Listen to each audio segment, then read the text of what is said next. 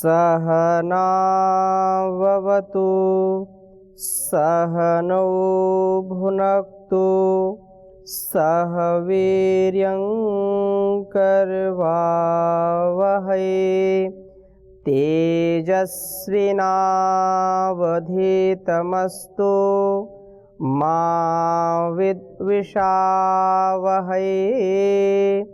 ओम शांति शांति शांति। वैदिक जीवन पद्धति की इस कक्षा में आप सबका स्वागत है, हार्दिक अभिनंदन है। वैदिक जीवन क्या है? वैदिक जीवन पद्धति को हम समझ करके, जान करके, अपने जीवन में उसको उतार करके, जीवन को इस भवसागर से पार करके मुक्ति को प्राप्त हो जाएं। हर प्रकार की जो पराधीनता है, आंतरिक पराधीनता और बाह्य पराधीनता है, उससे मुक्त हो जाएं, अपने जीवन के लक्ष्य को प्राप्त हो जाएं। चाहे युवा हो, युवती हो, स्त्री पुरुष, माता पिता, पति पत्नी, सारे संबंधों में हम दिव्यता चाहते हैं।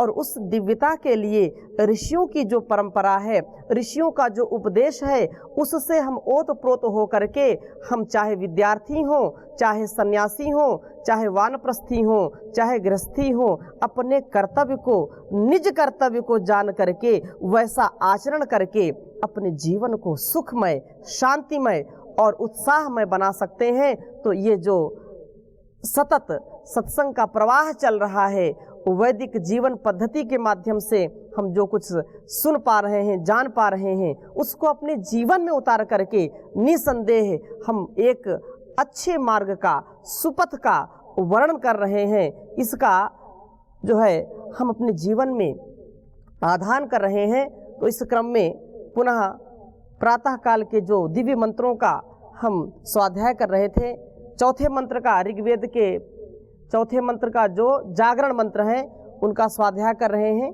पीछे की कक्षा में जो पढ़ाया गया, आप में से किसी का कोई प्रश्न हो, कोई बात ना समझ में आई हो तो पूछ सकते हैं जी। उत्तम जीवन के लिए या दिव्य जीवन के लिए भागवत कृपा और पुरुषार्थ जी दोनों की आवश्यकता। बिल्कुल सत्य है। लेकिन इन दोनों में प्रथम कौन है? प्रथम कौन है? पहले प्रथम कौन है? प्रथम तो ईश्वर की कृपा ही है। ईश्वर की कृपा से ही आप पुरुषार्थी बनेंगे। ईश्वर की कृपा से ही आपको मनुष्य का जन्म मिला है। ईश्वर की कृपा से ही आपको सद्बुद्धि मिलेगी। ईश्वर की कृपा से ही आपको सामर्थ्य मिलेगा। तो ईश्वर की कृपा सबसे पहले आवश्यक है। ये बात तो हमने कही थी, जो इसमें आगे मंत्र में आया है कि सत्संग तो होगा, सत्संग से सुमति आएगी, सुमति से हमारी प्रगति होगी, गति होगी। लेकिन ये कहा कि सठ सुधरही सत्संगति पाई, पारस परत कुधात सुहाई। ये तो बात कही है। एक चौपाई आती है, बिन सत्संग विवेक न होई, ईश कृपा बिन सुलभ न सोई। कहते हैं कि ईश्वर की कृपा होगी, ईश्वर की कृपा होगी तो आपको वह सत्संग मिलेगा, और सत्संग मिलेगा तो आप उससे लाभान्वित होंगे, उसको अपने जीवन में उतारेंगे, पुरुषार्थ करेंगे, तो आपका जीवन धन्य होगा। ईश्वर की कृपा तो सर्वप्रथम है। लेकिन कुछ कृपा प्रथम होती है, जैसे मनुष्य का जन्म दे दिया, उसकी कृपा पूरी हो गई। लेकिन इतने से काम नहीं चलेगा। इसीलिए तो प्रार्थना में ये कहा गया कि उते दानिम भगवंता श्यामोत प्रपित्त उत मध्य आनाम, उतोदिता मघवंत सूर्य से वयम देवानाम सुमतौ श्यामा। ये भगवंत उते दानिम श्यामोत प्रपित्व, हम पुरुषार्थी तो बनेंगे, लेकिन आपकी कृपा के बाद, जब तक आपकी कृपा। अब आप जैसे कोई पशु की योनि में चला गया, या कोई ऐसे योनि में गया जहाँ केवल भोग योनि है, कर्म योनि नहीं है, तो उसका पुण्य, उसका पाप कुछ उसको लिप्त नहीं करेगा, क्योंकि वो तो भोग भोग रहा है। कोई गाय दूध देती है तो पशु है, यद्यपि उसके दूध के प्रयोग से कितना उपकार हो रहा है। वृक्ष है, आम का वृक्ष है, कितने फल दे रहा है, लोग का उपकार कर रहा है, लेकिन उसको उसका पुण्य नहीं मिलेगा, न उसको पाप होगा। जैसे सिंह है या भेड़िया है, वो हिंसा करता है, लोगों को मार के खा जाता है, लेकिन उसको कोई पाप नहीं लगेगा। तो यहाँ पर ये कह रहे हैं कि ये जो पुण्य से हमको ये शरीर मिला है, तो ये शरीर किसकी कृपा से मिला है? परमात्मा की कृपा से मिला है। और वो परमात्मा की कृपा तो हो गई एक बार, लेकिन ऐसा नहीं कि एक बार कृपा हो गई एक बार फिर जरूरत नहीं है, बार बार जरूरत है उसकी। वो हमको उत्साह देगा, तो उसकी कृपा भी मिलती रहेगी और पुरुषार्थ को करते रहेंगे। यदि पुरुषार्थ करते करते कहीं ऐसी स्थिति आ जाती है कि हमको बिल्कुल अंधकार नजर आता है, तो आकर के हमारे ऊपर कृपा करता है, हमको मार्ग दिखाता है। यदि उसकी कृपा ना हो तो व्यक्ति ठहर नहीं सकता। बहुत जब मुसीबत आएगी तो वो उस कहर से वो ठहर नहीं सकता, कहर में वो बिल्कुल बिखर जाएगा। और जब उत्कर्ष को प्राप्त होगा, यदि उसकी कृपा का अनुभव नहीं करेगा तो व्यक्ति घमंडी हो जाएगा, अहंकार युक्त हो जाएगा। इसलिए दोनों स्थितियों में, चाहे समृद्धि हो या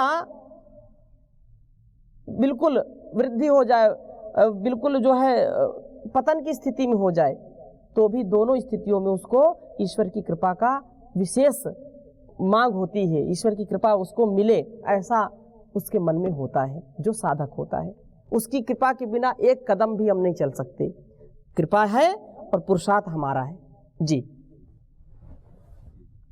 मतलब उत्तम जीवन के लिए पुरुषार्थ और भागवत कृपा दोनों हम महसूस करते हुए आगे बढ़े। जी, पुरुषार्थ करने की चीज है और उसके साथ साथ भागवत कृपा महसूस करने, उसकी कृपा को हम समझें, उसको जानें।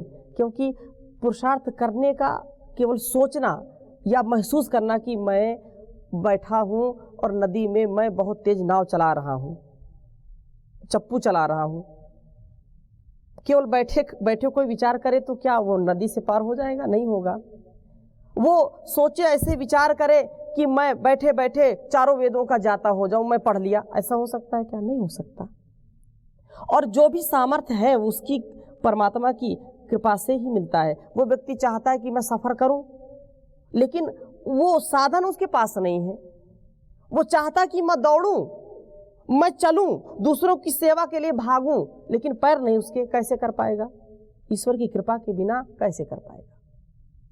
वो चाहता है कि मैं दूसरों को अपने मुखार बिंदु से, वाणी से सेवा करूं, उसको बताऊं, उसको सत्य क्या है असत्य क्या है उसका बखान करूं, लेकिन जुबान ही नहीं है, गूंगा है, कैसे बता पाएगा?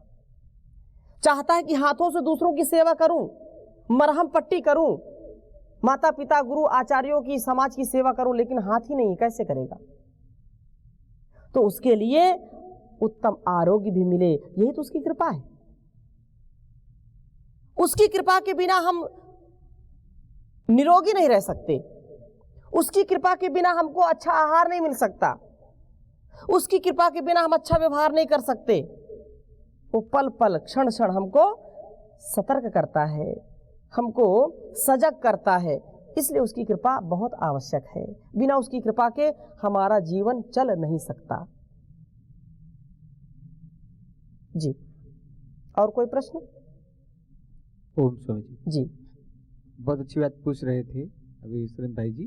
तो इस पे भी एक बार चर्चा हो रही थी, तो गुरु जी और स्वामी जी ने, दोनों लोगों ने इसका डिसाइड किया था कि मनुष्य का जीवन मिलना तो एक पक्ष है, लेकिन पूर्व जन्म के अनुसार उसको और कैसा संस्कार मिले, हाँ, उसके हिसाब से उसको धर्म मिलता है, ज्ञान मिलता है, उससे आगे बढ़ता है। जी, तो आया तो मूल में कर्म भी, हाँ, पुरुषार्थ या ज्ञान, और ज्ञान से कर्म, हाँ, तो बना तो इसी से संस्कार। जी, प्रभु कृपा इस रूप में है, जैसा वो कर्म करेगा वैसा फल उसको मिलेगा, यही प्रभु कृपा हुई। जी, जी, है ना? और भावना के साथ करेगा। हाँ, बिल्कुल। लेकिन बना तो कर्म से ही ना, कर्म से बना, पुरुषार्थ से ही बिल्कुल, पुरुषार्थ से बना। दोनों चीजें जो है एक दूसरे की पूरक हैं। बिना एक के दूसरा खड़ा नहीं रह सकता। जैसे उसने कर्म किया, कर्म का ठीक ठीक मूल्यांकन करने वाला कौन है?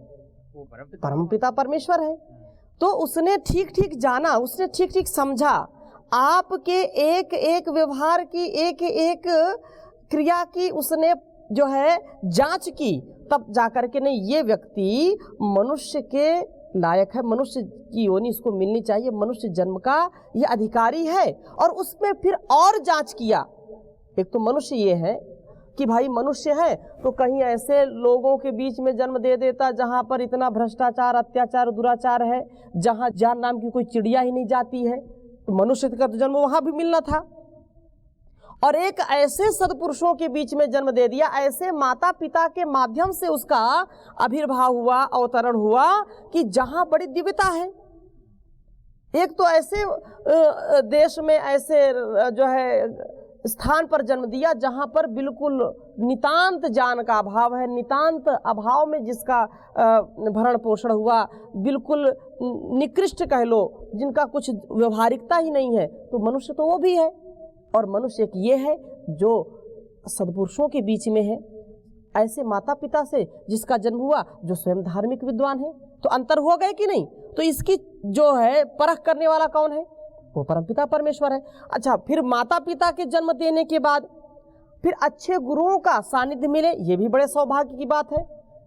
वो सारा कर्म से ही आएगा, लेकिन कर्म को ठीक ठीक जांचने की कौन सी मशीन है? कोई मनुष्य ने कोई मशीन बना रखी, कोई यंत्र बना रखा है क्या? सारे यंत्र तो बना लिए, लेकिन किसका कैसा कर्म है और इसको ऐसे कर्म से ऐसा जीवन मिलेगा, ऐसे माता पिता मिलेंगे, इसका कोई यंत्र आज तक दिखाई नहीं पड़ा। उस यंत्र का नियंत्रक कौन है? वो परमपिता परमेश्वर है। तो उसकी कृपा विशेष है जी। तो इसमें ये कहेंगे कि जो गांव में रहता है, जिसने शास्त्र नहीं पढ़े लेकिन नित्य कर्मों को वो अपने दिनचर्या का पालन ठीक से करता है, धर्म का पालन करता है, तो वो भी तो हो सकता है मुक्ति को प्राप्त करे और आनंद को प्राप्त कर सकता है। ऐसा तो आवश्यक नहीं है कि उसने अगर वेद शास्त्र आदि नहीं इस जन्म में नहीं पढ़े हैं, पूर्व में पढ़े हो सकते हैं जी, और वो अब जो जीवन जी रहा है उसे कोई राग द्वेष नहीं है, कोई अभिलाषा नहीं है, उसे हम ये माने कि वो जो गांव में रह रहा है या जिसने ज्यादा पढ़ा नहीं है वो उस तरह से नहीं हो सकता उसका जीवन? बिल्कुल हो सकता है। मैंने उसका निषेध नहीं किया, मैंने केवल इतनी बात कही है कि आप स्वयं विचार करें, ये भूखंड इतना बड़ा है, इतनी बड़ी पृथ्वी है, ऐसे लोग जो वर्षों से शताब्दियां व्यतीत हो गई, वो उनको ये नहीं पता क्या खाना क्या नहीं खाना, उनको ये नहीं पता है कैसे जीना कैसे नहीं जीना। गांव की बात आपने की, गांव तो बड़ा संस्कारित और बड़ा सुशिक्षित होता है। मैं भी तो गांव में ही पला हूँ, मैं भी तो अनपढ़ माता पिता से ही जन्म लिया हूँ, लेकिन वहाँ की हम बात कर रहे हैं जहाँ पर ये कुछ व्यवहार का ही नहीं पता है। आप स्वयं कल्पना कर सकते हैं, ऐसे स्थान है जहाँ पर न भाषा का कोई आधार है, न व्यवहार का कोई आधार है, न आहार का कोई आधार है, कोई कुछ पता नहीं, पशु के समान जिनका जीवन चल रहा है। किसी एन केन प्रकार पेट भरना है, वो क्या खाना क्या नहीं खाना ये पता नहीं, मेढक भी खाना, मछली भी खाना, सर्प भी खाना, हाँ, छिपकली भी खा जाना। तो ये मनुष्यता है क्या? बोलो आप। मनुष्य ने, हमको तो गांव में नहीं सिखाया जाता है कि ऐसा खाओ। तो गांव को मैं इंगित नहीं कर रहा हूँ, गांव में तो बड़ी सुशिक्षा है, गांव में ही अच्छा जीवन है, शहरों से अच्छा जीवन गांव में है। लेकिन वो परंपरा से आता है ज्ञान। वेद शास्त्र, जैसे आपने कहा वेद शास्त्र नहीं पढ़े तो क्या करें, वेद शास्त्र नहीं पढ़ा लेकिन अंदर से तो उनका ज्ञान है। उन्होंने अपने माता पिता से सीखा, सत्संग जा करके उन्होंने सीखा। गांव के लोग बड़े धार्मिक होते हैं, भले ही वो मंदिर ज़्यादा नहीं जाते, पूजा पाठ नहीं करते या ध्यान नहीं करते हैं, लेकिन उनके अंदर बड़ी सात्विकता होती है। एक बार जो बात समझ ली कि बस वैसे जीवन जीना है, ईमानदारी से जीवन जीना है, चाहे घर में खाने को ना हो, छल कपट बिल्कुल नहीं, बड़ा सात्विक जीवन, धार्मिक जीवन है उनका, उनको कोई नहीं बताता। लेकिन उनकी अंतरात्मा, जो अंतरात्मा प्रेरणा देती है उसी के अनुसार चलते हैं। वो भी तो ईश्वर की वाणी है जी। ओम पूज्य स्वामी जी, जी जो दो बात अभी आई जी, भगवत कृपा और पुरुषार्थ जी, जन्म लेना अच्छा कुल में, जी, संस्कारित होना जिसको हम भाग्य बोलते हैं, प्रारब्ध बोलते हैं, पिछले जन्मों का जो कर्म का अनुसार हो जाता है। जी ईश्वर का कृपा बिना तो कुछ नहीं होगा, ठीक है, परंतु यदि हम ईश्वर का कृपा अदृश्य है, हम जानते नहीं क्या है नहीं है, यदि हम पुरुषार्थ नहीं करेंगे, शुरुआत पहले नहीं करेंगे, तो फिर हम आगे कैसे बढ़ेंगे? प्रगति जो आप बात बोल कैसे बढ़ेंगे? जी हम पहले पुरुषार्थ करेंगे, फिर इसको कृपा मिलेगा तो हम इसको विशेष प्रगति रूप से वो दृश्यमान होगा। जी। तो ये दोनों से कौन सा ठीक होगा? इसलिए आपको क्या बात समझ में आई? दोनों में से आप किसको ज्यादा महत्व देंगे ये बताओ पहले आप। ईश्वर की कृपा को महत्व देंगे कि पुरुषार्थ को महत्व देंगे? नहीं, जैसे ईश्वर एक तो माने पार्शियली किसको नहीं करते हैं, वो अपना अपना कर्म का अनुसार वो फल देते हैं। वो यदि पार्शियलिटी करेंगे तो फिर ईश्वर नहीं होंगे वो। जी। इसलिए वो तो जैसे हम कर्म करते हैं वैसे ही फल हमें देता है। जी ठीक है। बाकी ज्यादा पुरुषार्थ करने वालों को उतना ज्यादा गति दे देंगे। ठीक है, अब ठीक है, आपकी बात आ गई। पुरुषार्थ को ज्यादा महत्व आप दे रहे हैं, आपकी बातों से ऐसा पता चला। अब उदाहरण से आप इस बात को समझिए। जो व्यक्ति आध्यात्मिक जीवन जीता है, जो व्यक्ति ऋषियों की परंपरा के अनुसार कार्य करता है, जो व्यक्ति अपने से बड़ों का सम्मान करते हुए आचरण करता है, तो वह व्यक्ति भी ईश्वर के नियमों का पालन करता हुआ ईश्वर की कृपा के द्वारा ही आगे बढ़ता है। वो जितना पुरुषार्थ करता है, ठीक है, उसी के अनुसार। दूसरा पक्ष देख लीजिए। जो व्यक्ति धार्मिक है, विद्वान है, विद्वानों की संगति में रहता है, ईश्वर के प्रति कृतज्ञता है, भक्ति भावना से, निष्ठा से ओतप्रोत है, वो कभी भी गलत कार्य नहीं करेगा, चाहे कितने भी अभाव में रहे। एक पक्ष ये हो गया, क्योंकि उसके ऊपर ईश्वर की कृपा है। कुछ लोग बोलने लगते हैं कि ईश्वर की कृपा, जो ईश्वर के ज़्यादा भक्त होते हैं वो दरिद्र होते हैं, वो गरीब होते हैं, वो लाचार होते हैं, वो उनका जीवन ठीक नहीं होता, ऐसा कुछ लोगों को मानना है। लेकिन उनके अंतरात्मा से पूछो कि वो उसी अवस्था में पूर्ण शांत हैं, विश्वासी हैं और धैर्यवान हैं और बहुत ही सादगी के साथ जीवन जीते हैं। पुरुषार्थ की अब बात करते हैं, जहाँ पुरुषार्थ को महत्व देते हैं। एक आतंकवादी है, एक भ्रष्टाचारी है, एक चोर है, उसके पुरुषार्थ में कोई कमी नहीं होती है। वो जो आध्यात्मिक व्यक्ति होते हैं उनसे ज़्यादा वो पुरुषार्थ करता है, रात दिन एक कर देता है। वो आतंकवादी है, उसको इतनी कठिन ट्रेनिंग दी जाती है। जो भ्रष्टाचारी इतना कठिन वो परिश्रम करता है, लेकिन उस पर ईश्वर की जो न्याय व्यवस्था है वो भी लागू होती है और उसका जीवन समष्टि के कल्याण के लिए नहीं है, अकल्याण के लिए पुरुषार्थ करा। पुरुषार्थ का तात्पर्य यदि ऐसे व्यवहार में हम लेंगे तो, जब पुरुषार्थ का यदि हम विशेष अर्थ में इसका लें कि जिससे मेरी व्यक्तिगत उन्नति हो और समष्टिगत उन्नति हो, वो पुरुषार्थ कहलाएगा। उसकी हम चर्चा यहाँ पर कर रहे हैं। जो आप थोड़ा सा संकेत इधर कर रहे हैं तो उसकी मैंने आपको जानकारी दी कि पुरुषार्थ उसको भी लोग बोलते हैं, वो भी पुरुषार्थ करता है, परिश्रम करता है, कठिन मेहनत करता है, लेकिन वो समष्टि को बर्बाद करने का काम कर रहा है और ये एक व्यक्ति समष्टि को आबाद करने का काम कर रहा है। तो जो आबाद करने का काम कर रहा है उस पर ईश्वर की विशेष कृपा है, और जो बर्बाद करने का काम कर रहा है उसका अज्ञान है, उसकी मलिनता है, उसके कुसंस्कार हैं, उसकी दुर्बुद्धि है, उसकी जो है बुद्धि काम ठीक नहीं कर रही है। जी।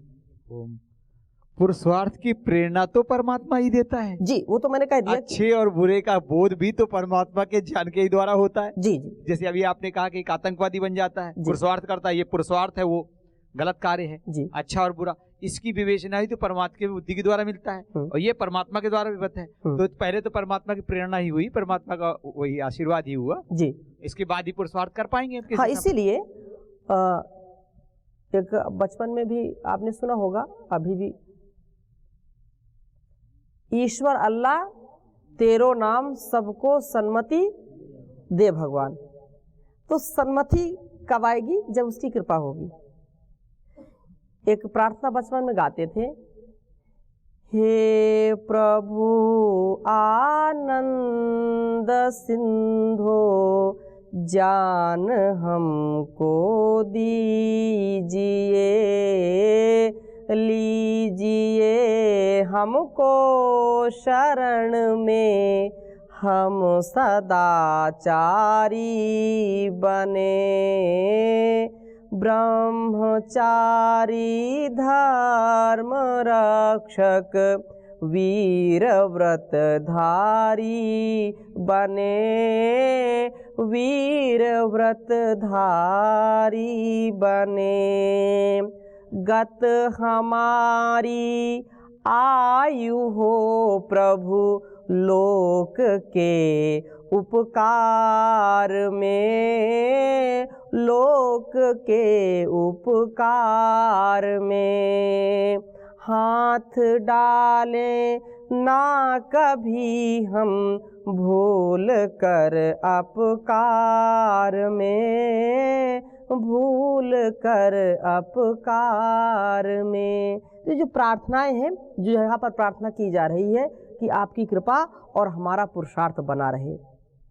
धीमहि धियो यो नः प्रचोदयात्, वो बार बार हम प्रार्थना करते हैं कि मेरी बुद्धि ठीक हो, मेरी बुद्धि की शुद्धि हो, पवित्रता से युक्त हो। ठीक है, तो आगे इसका जो विशेष बिंदु है, शायद अब बात आपको समझ में आ गई हो, तो आगे जो बिंदु है उसकी चर्चा करेंगे। ये यहाँ जो कहा वयम देवानाम सुमतौ श्यामा, यद्यपि एक एक अर्थ बहुत ही महत्वपूर्ण है, यहाँ पर थोड़ा सा और भी हम बिंदु, देवानाम सुमतौ श्यामा, हम देवताओं की सुमति में रहें। देवताओं की जैसी बुद्धि है, देवता जैसे अपने आचरण में सब चीज लाते हैं, वैसे ही हम भी लाएं। वयम श्याम, हम होवें कैसे? देवताओं की। वयम देवानाम सुमतौ श्यामा, देवता, देवता से जो देवता का गुण है, देवत्व का जो गुण है, जो देने का गुण है, जो सेवा का गुण है, जो प्रकाशित होने का गुण है, अपने स्वभाव से, अपनी वाणी से, अपने व्यवहार से हम सबको प्रकाशित कर दें, सबको प्रभावित कर दें। जो अभाव है उसको अपने प्रभाव से निस्तो नाबूद कर दें, ऐसा हमको बनाइए। ऐसे लोगों की संगति में हमको डालिए, ऐसे लोगों की संगति में हम रहेंगे, उनकी बुद्धि का हमारे बुद्धि पर प्रभाव पड़े, हम दुर्बुद्धि ना हो जाएं, हमारा ज्ञान निरंतर बढ़ता रहे। या मेधाम देवगणा पितरश्चोपासते तया मामध्य मेधाग्ने मेधाविनम कुरु। हे परमपिता परमेश्वर, उस मेधा से, उस बुद्धि से मुझको आज अभी ओतप्रोत कर दीजिए, जिसकी मेधा, जिस मेधा से हमारे जो ऋषि मुनि, हमारे जो महापुरुष जिसकी कामना करते थे और उस बुद्धि से अपने जीवन को तार दिया, जीवन इस भवसागर से पार हो गए, ऐसी मेधा से। इदानीम, वो तो इदानीम कह रहे हैं ना, इदानीम, ये अभी। मैं ज्यादा देर तक प्रतीक्षा नहीं कर सकता, अभी मैं प्रातः काल उठ रहा हूं परमात्मा, आपका चिंतन कर रहा हूं, ऐसी बुद्धि का स्रोत, ऐसे ज्ञान का स्रोत मुझको बताइए, मुझको ऐसा ज्ञान दीजिए, मुझको ऐसी लोगों की संगति दीजिए अभी इसी वक्त कि मैं कभी भी कोई गलत कार्य ना कर सकूं, ऐसे संगति में ना पड़ूं, ऐसी कुसंगति का प्रभाव मेरे अंदर ना हो। बहुत बड़ी प्रार्थना है, बहुत बड़ा ये संकल्प है। ऐसे संकल्पों से जो व्यक्ति ओतप्रोत होता है उसका जीवन बहुत ही अच्छा होता है। एक कहावत भी है, जहाँ सुमति तहाँ संपत्ति नाना, जहाँ कुमति तहाँ विपत्ति निधाना। जहाँ सुमति है, जहाँ अच्छी बुद्धियां काम कर रही हैं, अच्छे लोग हैं, जहाँ पर अच्छे विचार हैं, वहीं पर सब प्रकार की संपत्ति का आधान होता है। जहाँ पर कुमति है वहाँ अनेक प्रकार के लोग परेशान होते हैं, हताश निराश होते हैं, परेशान हो जाते हैं, वो जहान शमशान बन जाता है। और जहाँ पर सुमति है वो जहान महान बन जाता है। ऐसे बुद्धि से प्रेरित करिए हमको, ऐसे ज्ञान से ओतप्रोत कर दीजिए कि ये मेरा जीवन महान बन जाए, उत्तम लोगों की सुमति में मैं रहूं, इससे विपरीत न हो, आपस में ऐसा प्रेम हो। संगच्छध्वं संवदध्वं सम्मो मनांसि जानताम देवा भागम यथा पूर्वे संजनाना उपासते। प्रेम से मिलकर चलो बोलो सभी जानी बनो, पूर्वजों की भांति तुम कर्तव्य के मानी बनो। ऐसी भावना से जब हम प्रातः जागरण करते हैं तो किसका जीवन धन्य नहीं होगा। वो अभागा है जो ऐसी अमृतमयी वेला में सोता है। वो अभागा है जो ऐसी प्रार्थनाओं से अपने को लाभान्वित नहीं कर पाता है। तो मेरी वाणी का जो आधार है, जो सार है, वो ऋषि परंपरा है, वो वैदिक परंपरा है, वो वेद अनुकूल आचरण की बात कह रहे हैं। इसको हम सभी मिलकर के जीवन में जीने का अभ्यास करें। वैदिक जीवन पद्धति को अपना करके जो भी वैदिक चैनल के दर्शक हैं उनसे ये प्रार्थना है कि इसको जी करके देखें। आपके जीवन में उत्साह, असीम सुख, समृद्धि की प्राप्ति होगी। हर प्रकार के दुरितों से आप बचेंगे। आपका आंतरिक और बाह्य जगत खुशियों से ओतप्रोत हो जाएगा, लाभान्वित होंगे। आपके जीवन में इतना परस्परता, इतनी समग्रता, इतना विश्वास उस ईश्वर के प्रति होगा कि आपका जीवन धन्य हो जाएगा। ऐसे मंत्रों को हम अपने जीवन का आधार बनाएं, अपने जीवन का सार बनाएं। एक एक मंत्र यदि हम अपने जीवन में उतार लें तो किसी की आवश्यकता नहीं है, किसी अन्य टॉर्च की आवश्यकता नहीं, किसी हाइलोजन की आवश्यकता नहीं है। ये जो वेद रूपी ज्ञान है, ईश्वर की जो वाणी है, ये हमारे जीवन का आधार हो जाएगा तो हमारा जीवन साकार हो जाएगा। नहीं तो इसके बिना हमारा जीवन निराधार हो जाएगा, बेकार हो जाएगा। अपने जीवन को यदि साकार करना है तो ऐसे ही वचनों से, ऐसी वाणी से ओतप्रोत हो, अपने जीवन में इसको धारण करें। आज के इस भाग में इतना ही, शेष चर्चा अगले भाग में करेंगे। ओम शांति शांति शांति।